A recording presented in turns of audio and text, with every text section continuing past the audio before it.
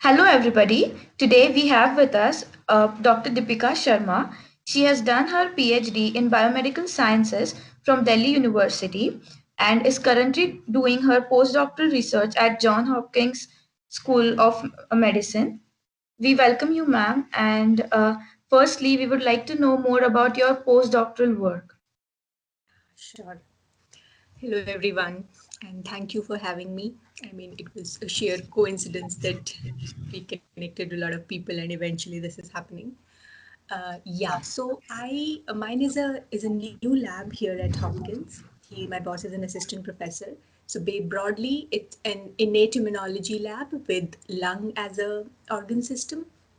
We have three verticals we work on. So one is asthma biology, one is biology of the particulate matter infection, and then there is a complement biology, complement systems biology. So more or less, broadly, it's the innate immunology. So in case of asthma, so we are looking, so previously my lab has shown that, in asthmatics, there is an aberrant type 2 responses, type 2 immune responses. So based on the previous work and other literature, we kind of working on the hypothesis that these aberrant type 2 responses are dampened or are lessened in non-allergic individuals, or to put it other way, in allergic individuals, there's something goes wrong with your type 2 immune responses, hence you come down to allergy. So what is that susceptibility? So we're working on that. So one of the pathway we work on is a dectin-1 pathway, which is classically a fungal associated pathway, but we've shown it to prove have a role in asthma as well. Then the other is the complement biology. So our lab has shown that complement, which is also an innate, a part of an innate immunity, has shown, my lab has shown that it has a role in eliciting the ILC2s, a type of cell types in allergics and asthmatics.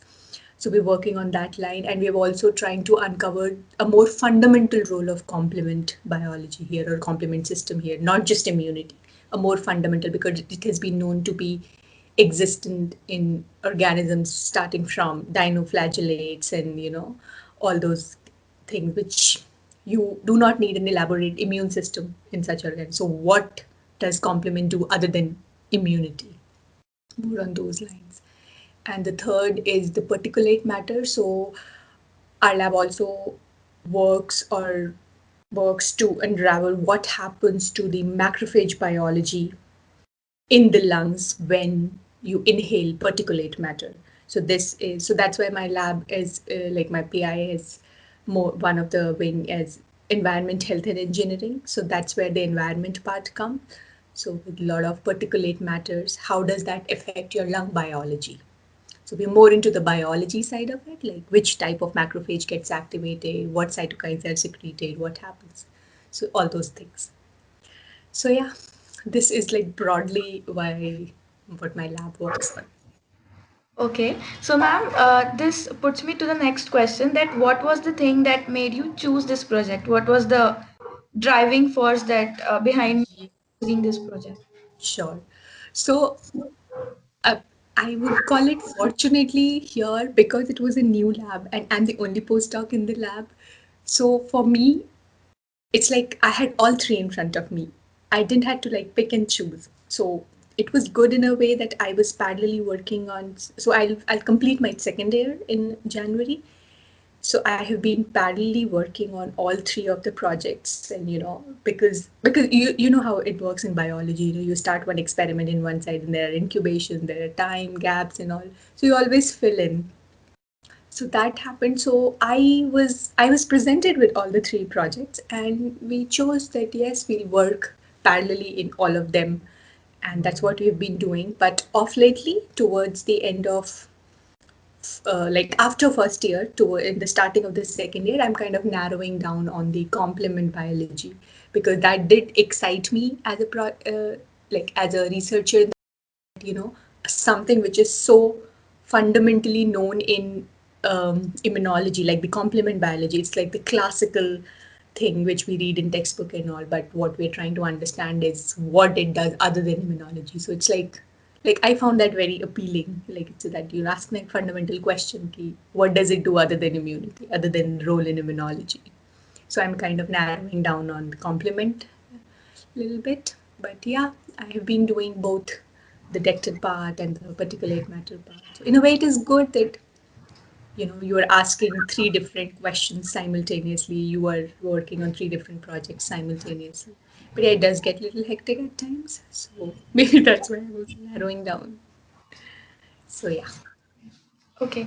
So, ma'am, what do you think is the most important quality that a researcher must have? Um, well, to start off with, I think it's curiosity. Just a curiosity to know anything. And I think that this is the quality which is like pan professionalism. Like whatever you are, you need to have some kind of curiosity. So that's how you start. But I think over the time, as you reach to a level of, let's say, a postdoc, a PhD, you have to, you have to try to polish this curiosity in a way that you end up asking the right questions.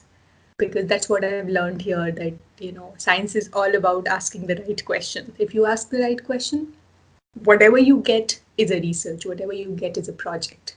It's just about asking a right question. And I think most of us would have that, but for a researcher in biology, I think perseverance, because there are a lot of failed experiments, there are a lot of failures you come up with. So you need to be, if you're really in the game, you need to persevere, you need to have that perseverance to get up every time you fall in an experiment. So I guess that is what. And what else? Yeah, so like my boss says, research is a marathon, it's not a sprint. So don't do that sprints and then you get tired by the end of the day or by the end of a project. No, you just have to, you have to build that research muscle, keep building that. So yeah, these are the Yes. few things I think. Yes, ma'am. Research is all about not giving up because I think there will be experiments in which we are going to fail, and without which we will not see success. So maybe it's not about it's about not giving up. Yes, a lot of it. And most of the time, we don't even get to know how much a person has failed before we see a wonderful paper from the group. We only see the, oh wow, such a nice paper, such work, so many work, but you don't know what all has gone behind that. With Yes. one successful experiment, I think there are 10 unsuccessful ones. Yes. So, ma'am, next I would like to ask you, like, you have been working outside India since 2 years, I guess, right? So, what changes did you see between Indian labs and labs outside India? Yeah, that's a very good question. I keep getting that a lot. Like initially, I used to get that a lot. So, I mean, it might sound funny, but the first thing I noticed and it kind of just stuck with me till now is I think it's the procurement processes here. You order an antibody in the morning and you have it by the end of the day. I was like, that is so cool. So, because I remember while I was doing my PhD, it would take months to get an antibody, especially if it was coming from abroad. But here the system is so well in place, everything. You don't have to do anything, just put in there's a system, there is a online system, just put in your request, everything goes through signatures and everything, and by the end of a day or the next day, you have the reagent with you. So that is really cool. And I think other than this, I feel it's the drive.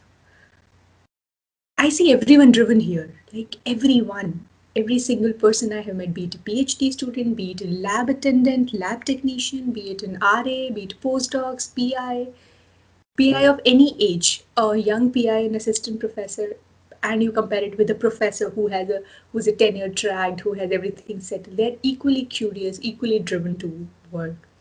But off lately, like while I was in my PhD, maybe I wasn't so well aware of what all was happening around in India and all. I didn't know, but nowadays, thanks to social media platforms like Twitter and all, I get to see so much cool science happening back in India. It is so great to see such nice papers, such fundamental questions being asked.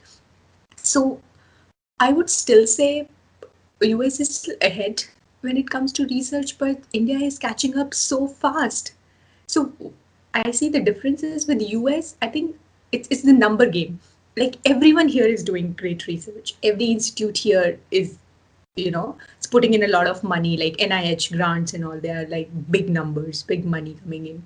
So everyone is doing good science here. In India, I think it's still sporadic. Like, you have that in corners, like institutes like IISCs, TIFR, ICERs and all. They're doing some like, oh, you get to see. But I think India will soon catch up. It's really great. And I think one more thing I realized, collaborations. People are very, very keen in collaborating here. Just a coffee discussion with someone can end up in a project collaboration. So I have seen that. I have seen that with my friends and all. So I've seen how a project develops. They're pretty quick with that. Once they get something in mind, you just have to get going. So that get going attitude is there. But I would still say that every day, as much as I'm in awe with American research, the next day I'm in equally awe with Indian research. They are doing so good work. Like I want to come back and do good science back in India. It's like that. It's that appealing. Okay. So, ma'am, next I would like to ask you whether you have faced any sort of gender discrimination at your workplace or while you were studying, and if yes, how did you tackle it? Hmm. So the fact that I have to think on that question should give you a hint that I have not, fortunately. Like I mean, it's pure luck that I have been surrounded by with good people around me since the time I was doing my bachelor's, master's, then PhD, and now here. So I have never felt that just because I'm a girl or I'm a female, something is not to me. Rather, the mentors I have had, my PhD mentors and here in my postdoc, for them it's like, no, you should do it. So what, you are a girl, you should show it to the world. So I have always, I've always been with that, been with people with that attitude. So I have not personally, but I do have come across incidents or I have like overheard like a friend's friend or something like that. So I will not deny that it doesn't exist. It does exist. And I think I have a theory here that such kind of things, once you reach to a level where you are a competition to this already established clan, I think that's where that starts. So maybe I have not still reached that level of being a competition or a threat to anyone around. So you never know, 5, 10 years down the line, when I want to start my own lab, when I have to start something for me, maybe then. But yeah, we it's good that I have these mentors around who kind of have prepared me for that if something like this happen, how should you go about, stick to your ground and those kind of. We have had these conversations with all of these people at my stage, my teachers or my PhD boss and all. So yeah, I know how much of this is an issue and how much of a deterrent it can be in someone's career or someone's professional development. So it's a serious issue which we all must pay attention to. But fortunately, I have not been single handedly given that. So, ma'am, I would like to ask you about three people who you personally know, who have helped you reach where you are today. Mm, yeah. It has to be professional or Not necessary. not necessarily. Okay. So I think it's like from home. So it's your parents, definitely, mother and father. You have to have a supportive home or a supportive family to be able to reach a place where I am. Definitely, like that's a must. So luckily they were, Then I think my mentor, my PhD boss, my professor there. So because it's like it's a 5 year period, so which is a long period, right? So you cannot just have a professional relationship. You tend to widen that relationship. So yes, definitely. Other than just talking biology, also his whole, his ideology of life, his ideology of research. He's a genuinely nice human being. So that's one quality which I took from him, that even if you be a superstar at research, you don't have to be a rude person. You can still be a genuinely nice human being. So yes, that he and other than him, two, three more mentors while I was doing my PhD, because I think that's a very important phase that you really need someone. Because I remember I did not continue my postdoc soon after my PhD. I took a break. I worked because I think there was a time when I was saturated with my lab work. I'm like, oh, this is done. It wasn't progressing in a good way, and I was winding up my PhD. I'm like, I think I'm done with research. I'll work. So they supported me in that. You know, my boss he was not like miffed it, like, oh, you're not continuing in research. That was not the case. He still supported me in whichever way he can. So I worked for 2 years as a consultant, and then I came back here. So yeah, and third, I think my current boss, he's very driven. He is very passionate about science. I have learned to see science in a new light from him. Like, I'm glad and rather, there are times when I say, like, shit, I should have come here a little before, I should have seen all this little before. He's so passionate about science. The way he sees, the way he addresses a question or a problem. I think everyone needs a mentor like him, someone who really wants to do great science. So, Okay. yes. So, lastly, I would like to ask you, what message would you like to give girls who want to pursue a career in research? I would say, from my personal experience, start early. By start early, I mean to say, even if you're in your bachelor's or master's, look, like, really understand what you're studying, what practicals you're doing, like why you are doing. Start questioning things. It's a very, very good habit, and you have to inculcate that habit right at the start. Why? Because as you grow old, you kind of tend to, not question. You don't ask why. It's like, oh, it's happening. Oh, the lab is doing dectin, okay, I will do dectin. But why are we doing dectin? So that streak has to be developed. It's a skill. And for others, might, people around you might get a little irritated with that, like, you always ask question. But trust me, that's a very good trait. Always ask questions. Why? Start early. And another thing is, like, develop that network of mentors around you. It's really important. Trust me, we cannot do anything single-handedly, especially in academia and research. It is not. It gets so overwhelming at times. So have those solid, whoever it be, it doesn't have to be your immediate boss. It can be a colleague, it can be boss's friend or something like that. But have those mentors where you can go and talk, not necessarily about the details of science, like what cytokine should I study, not that, but more like the ideation.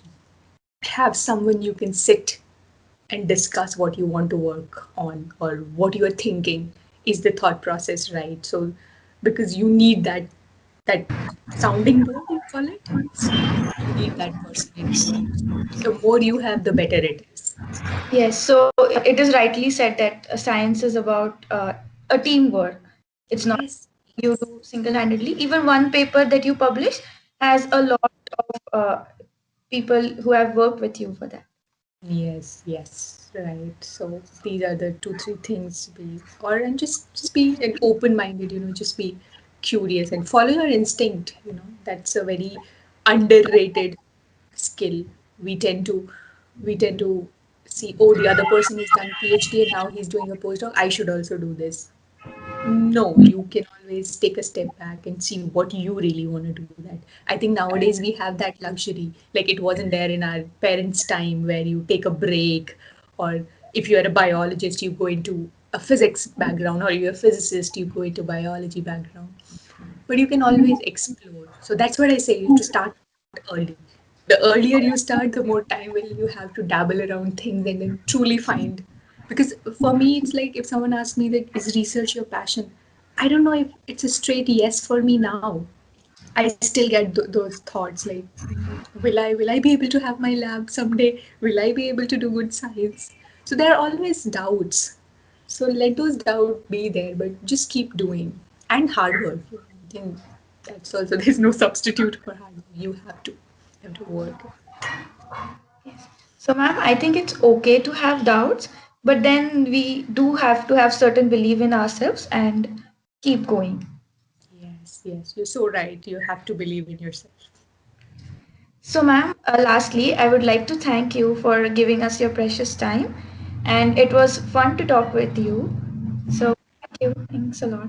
Thank you so much. Thank you so much for having me.